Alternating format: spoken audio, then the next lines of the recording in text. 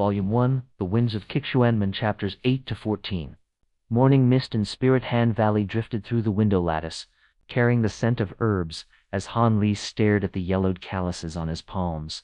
Dr. Mo's, coughing from the next room, sounded like a broken bellows tearing through the morning calm.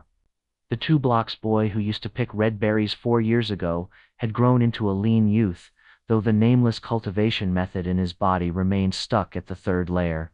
The bitter taste from his last medicinal brew had faded over half a month ago. When Dr. Mo shoved the door open, Han Li instinctively stiffened his back. As those bamboo-like fingers gripped his wrist, he clearly saw snake-like glints in the old man's cloudy eyes, like a starved beggar eyeing fresh steamed buns. Han Li knew that look too well. Ever since breaking through to the 2nd layer 3 years ago, that strange hunger always leaked through during these checkups. Go gather herbs down the mountain tomorrow. Dr. Mo turned to leave, his robe triggering another coughing fit as it brushed the doorframe.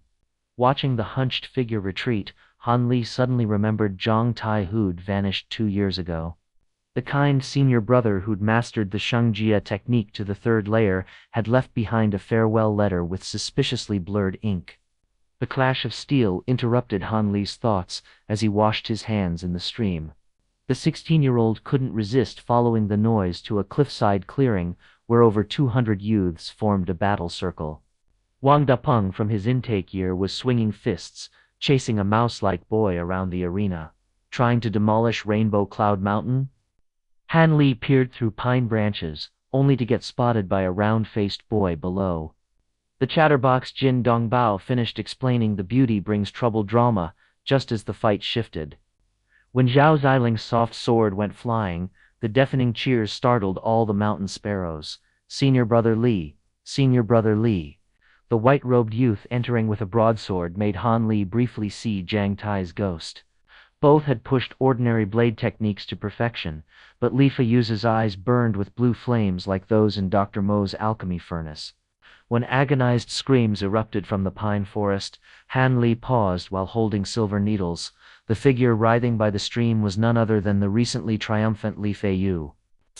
I know the taste of marrow extraction pills better than you. Han Li crushed a pink pellet in his palm, watching Li Feiyu's pupils contract. 3 years ago, when Dr. Mo forced him to test pills, he dug his nails into brick cracks. Now, Li Feiyu's bulging neck veins mirrored his own reflection from that day, though the cold blade at his throat felt sharper than Dr. Mo's needles ever had. As Li Feiyu's sword drew blood at Han Li's throat, dappled light through the trees caught the twitching corner of his eye. Han Li counted the pulse throbs at his captor's wrist, a hidden cylinder mechanism sliding to his fingertips.